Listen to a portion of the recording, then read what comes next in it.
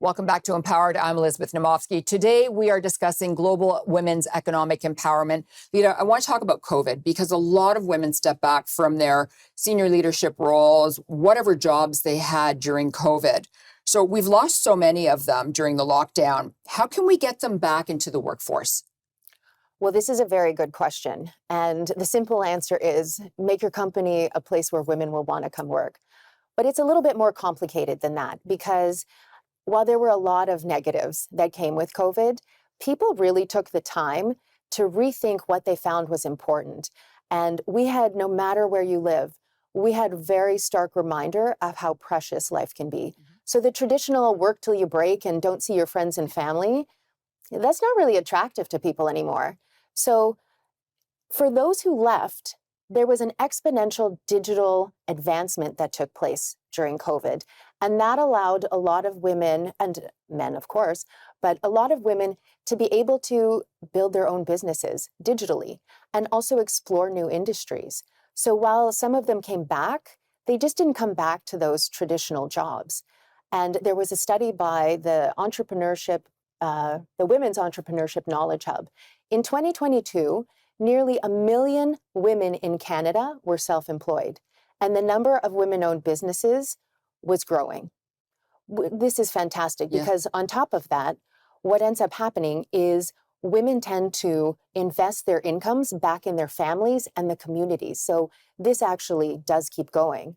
Now, I know I'm being a little bit simplistic. There's a whole lot of women who didn't come back into the workforce, but we actually now have another problem, and that is for the women who stayed, because increasingly they are feeling overcapacity, burned out, and fully underappreciated.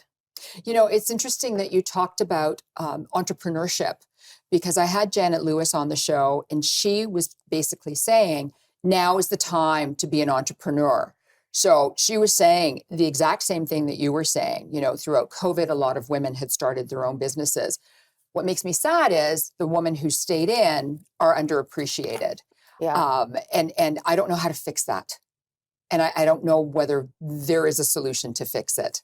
Well, I put a little bit of a warning out to the companies. If they don't fix it, these women are going to leave. Yeah. And then they're going to have even fewer women in senior leadership. So it's not something that you and I can fix, but it's something that the women who stayed and who are burned out, they have to feel okay to either make a move, but do they have time, right? Yeah. This is where the overcapacity comes in. Yeah. So the good part about COVID was you could, multitask. You could be a mom, you had the family, you could work, but increasingly they put in way more hours than they would have had they gone to an office. Yeah. Yeah, it's true. I want to talk about COP28. I need you to explain what it is to me first, because I know I spoke to you before you went to Dubai to this conference. But there was a tremendous amount of money announced towards climate change action. Now, do you think that this presents an opportunity for women's economic empowerment when they talk about, a lot of money going towards climate change? Oh, absolutely. Now, like never before, we have a real opportunity to exponentially move the needle for women's economic empowerment and globally. So explain to me what COP28 is. Okay, so it's actually COP28, and it's Conference of the Parties. Okay. It's for the United Nations, and this is when the world comes together. It's like the Super Bowl of climate change. Okay. For people. And so the reason I think that this is such a great opportunity is because in the first 4 days of COP28 alone, $57 billion was mobilized for climate action. And that's historic. Mm-hmm. But climate action and climate solutions, they have a perception problem. So most people, and this is more so in North America than anywhere else in the world, but people think that investing in climate change solutions equals philanthropy. But nobody starts a business hoping that it's going to lose money. Right. And there are winners and losers in every industry. That's just capitalism. Yet somehow, when a green business doesn't make it, it's blamed on the fact that it's a green business. And this is, for what I say to that, is when you change the way you look at things, the things you look at tend to change.